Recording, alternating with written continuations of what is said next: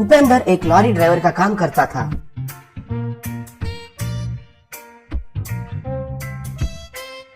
उनको माँ और एक भाई थे। उससे पढ़ाई नहीं हुआ। उनके उम्र वाले पढ़ाई करके या व्यापार करके अच्छे से कमाकर सुकून से जीते थे। ये देखकर वो भी कुछ ना कुछ करके पैसे अच्छे से कमाना है कहकर सपने देखता था। उनका भाई जितेंद्र उनसे 2 साल छोटा था। वो भी पढ़ाई किए बिना शराब पीकर, पत्ते खेलकर गलियों में घूमता फिरता रहता था।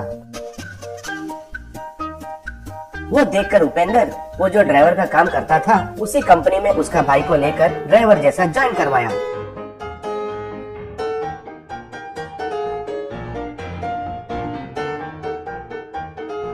कभी कभी माँ उपेंद्र से, अरे तुमको 30 साल आ रहा है, जल्दी से शादी करके मुझे एक पोता या पोती को देना बेटा। शादी करके पत्नी को कैसे संभालना है माँ, हमारे वेतन ही हमको कम हो रहा है कहकर डांटता था। ऐसे बोलेगा तो कैसे चलेगा रे? सब धनवान ही शादी करके बच्चा पैदा करते हैं क्या? जो बहू आएगी वो भी हम जो खाते हैं उसमें ही मिलकर खाएगी।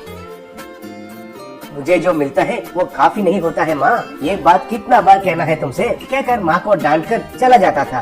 एक दिन जब वो लॉरी के पास बैठा था, तब उपेंद्र के साथ में काम करने वाला क्लीनर राजू एक बोतल में दारू लेकर आया। ग्लास में दारू डालकर उपेंद्र को दिया। तब उपेंद्र पीते हुए, क्या करना है राजू, मेरा माँ तो शादी करो कहकर सर खाती रहती है। हमें कितना मिलता है और हमारा जिंदगियाँ कितने हैं? मेरा मुँह के लिए एक बीवी भी चाहिए क्या?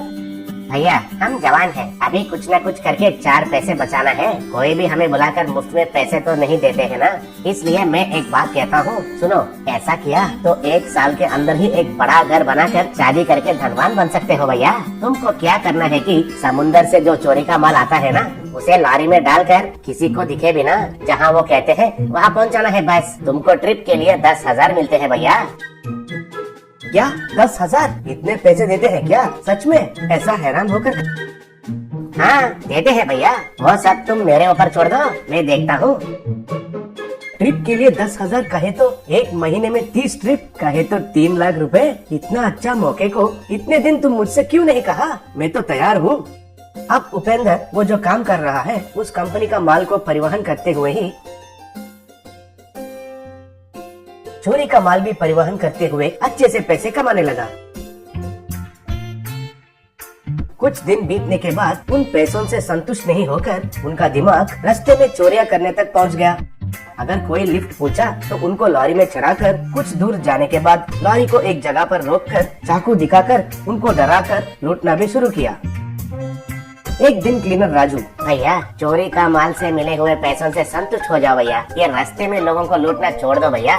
जाओ रे जाओ, एक बार मैदान में उतरा तो उसका अंत देखना ही है। जल्द से जल्द ही 1 करोड़ रुपए कमाकर मुझे सेटल होना है। ऐसा है तो मैं तुम्हारे साथ नहीं आता हूँ भैया। क्यों रे, धमकी दे रहा है क्या? जाओ रे जाओ, अब तुम्हारा जरूरी मुझे नहीं है। तब राजू उधर से चला गया।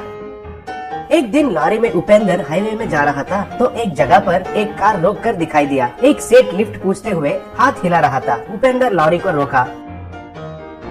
वो सेठ कार में से एक ब्रीफकेस को निकालकर, थैंक यू बाबू, मेरा कार खराब हो गया है, अगले गांव में उतरकर मैकेनिक को लेके आना है, थोड़ा लिफ्ट दे दो बाबू।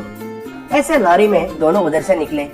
थोड़ा दूर जाने के बाद उपेंद्र लॉरी को एक कोने में रोककर चाकू दिखाकर वो ब्रीफकेस को खींच रहा था और सेठ चिल्लाते हुए उनका ब्रीफकेस को खस के पकड़ा तो उपेंद्र ने भी खस के खींचकर सेठ को लॉरी से बाहर फेंक दिया और लॉरी को उधर से आगे लेके गया।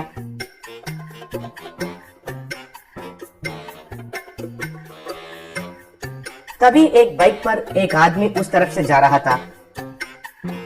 वो देखकर फोन निकालकर, हेलो पुलिस स्टेशन, इधर हाईवे में एक लॉरी ड्राइवर रास्ते में चोरी करके उनका लॉरी में भाग रहा है सर। ऐसे एक जगह पर पुलिस उपेंद्र को पकड़ लिए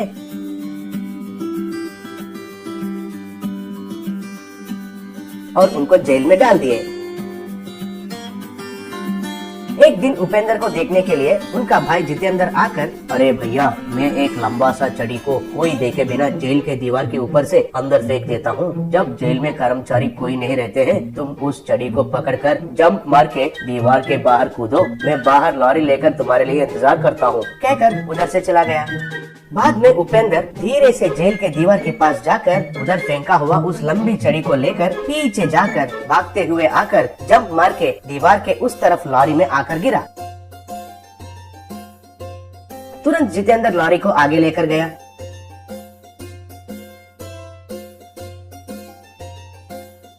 भैया, वो सेठ के पास जो तुमने चुराया है ना, वो ब्रीफ केस में क्या है? उसमें 50 लाख रुपए हैं। उसे कहाँ छुपा कर रखा है भैया? कहीं छुपा है मैंने, वो तुम्हें क्यों? तुरंत जितेंद्र चाकू निकाल कर, अगर नहीं बोलोगे तो मैं तुझे मार दूंगा। अरे मैं तुम्हारा बड़ा भाई हूँ, मुझे ही मारने का धमकी देते हो? अरे ओ बेवकूफ, पैसों के पास ये भाई गाय कुछ नहीं होता है। फिर भी इतना दिन चोरी का माल परिवहन करके और रास्ते में लोगों को लूटकर बहुत अच्छे से कमाया था ना। अब मुझे भी कमाना है। जो काम तुमने शुरू किया वो अब मैं कर रहा हूँ। वो पैसे लेकर सिंगापुर जाकर सुकून से जीऊंगा। जल्दी से बोलोगे या तुम्हें अभी मार दूँ? उपेंद्र घबराते हुए कहता हूँ 23वीं नंबर का किलोमीटर का पत्थर के पीछे एक इमली का पेड़ रहता है, उसके चाल में छुपा कर रखा हूँ। तुरंत उपेंद्र को लॉरी में से वो बाहर फेंक कर उधर से आगे निकला।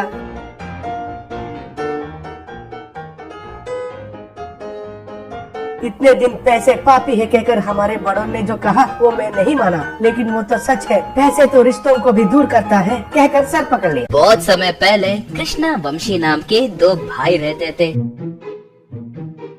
कृष्णा बहुत स्वार्थी था मगर वंशी बहुत मासूम था। एक बार उनके पिता कृष्णा को बुलाकर, हे कृष्णा, मैं और ज्यादा दिन नहीं जीऊंगा बेटा, इसीलिए मेरे 2 एकड़ की जमीन को तुम दोनों समान रूप से बांट लिए, जैसे तुम्हें ही देखना होगा। थोड़े दिनों के बाद उनकी मृत्यु हुई। थोड़े महीने बीतने के बाद कृष्णा वंशी के पास आकर, अरे भाई, पिताजी मरने से पहले अपने 2 एकड़ की जमीन को बांटने के लिए कहा था, मगर हम ऐसे करें तो कोई फायदा नहीं होगा। मेरे पास एक आइडिया है। उगाई फसल में के ऊपरी हिस्सा मेरा और नीचे का हिस्सा तुम ले लो। ठीक है भाई, आप जैसा कहेंगे वैसा करूँगा। कृष्णा ने अपने खेत में टमाटर का फसल उगाया। थोड़े दिनों में ही फसल अच्छे से उगे। कृष्णा आकर पूरे टमाटर काट कर मार्केट में बेच दिया, मगर वंशी को उन पौधों का क्या करना है कुछ समझ नहीं आने के कारण चुप बैठ गया। वंशी कृष्णा के पास आकर, भैया, उगे हुए सारे टमाटर आप ही ले लिए है ना, इस बार ऊपरी हिस्सा मुझे दे दो। कृष्णा हंसते हुए, ठीक है रे। वंशी को अपने भाई के धोखे के बारे में पता चला, मगर क्या करना है कुछ समझ नहीं आने के कारण वो एक पेड़ के नीचे बैठ गया और दुखी होने लगा। इतने में एक स्वामी जी वहाँ पर आकर, बेटा, तुम दुखी क्यों हो? क्या हुआ? वंशी तब जो बीता वो सब बताया। इतने छोटे बात के लिए दुखी हुए तो कैसे बेटा? मेरे कहे जैसे करो। कहकर उसके कान में कुछ कहने लगा। बाद में मंत्र पढ़कर थोड़े बीज वंशी को दिया। वंशी स्वामी जी को प्रणाम करके, स्वामी जी, मैं आपके कहे जैसे ही करूँगा कहकर वहाँ से चला गया। अगले दिन स्वामी जी के कहे जैसे ही अपने पिता के खेत के नीचे एक सुरंग को खोदते हुए वहाँ उन बीजों को बोने लगा। हर दिन उस सुरंग मार्ग से जाकर उन बीजों को पानी देने लगा।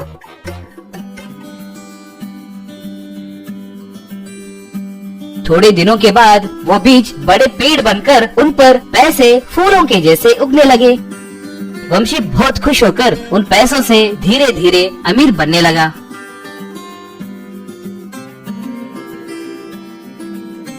ये पता करके उसका भाई, ये क्या, इतने कम समय में ये इतने पैसे कैसे कमा पाया? कहकर उसे शक हुआ। अगले दिन चोरी छिपे वंशी का पीछा करने लगा।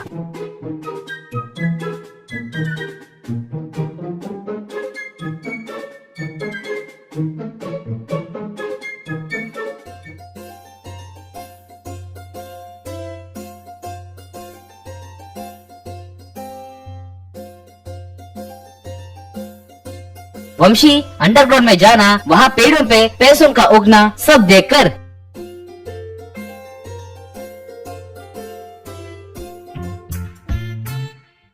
ओहो, तो ये बात है। तो इन बीजों को मैं अपने खेत में बोऊंगा तो मैं भी करोड़पति बन जाऊंगा। कहकर उन्हें अपने खेत में उगाने लगा।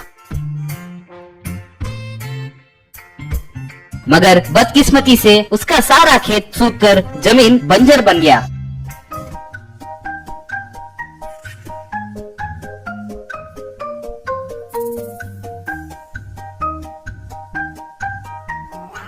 मेरी जमीन बंजर बन गई है, अब मैं क्या करूं? ऐसे क्यों हुआ? कहकर रोने लगा। तभी स्वामी जी वहाँ पर आकर, बेटा कृष्णा, क्या हुआ? कृष्णा तब अपने गलतियों के बारे में बोलने लगा। बेटा, अपने पिताजी के दिए जायदाद को समान रूप से बांटना तुम्हारा धर्म है, मगर तुम जब धर्म भ्रष्ट हुए थे तभी तुम्हारी दुर्गति का आरंभ हुआ। इसीलिए अभी भी देर नहीं हुई, तुम्हारे पिता की जायदाद को अपने भाई को समान रूप से दो। कहकर आशीर्वाद देकर चला गया।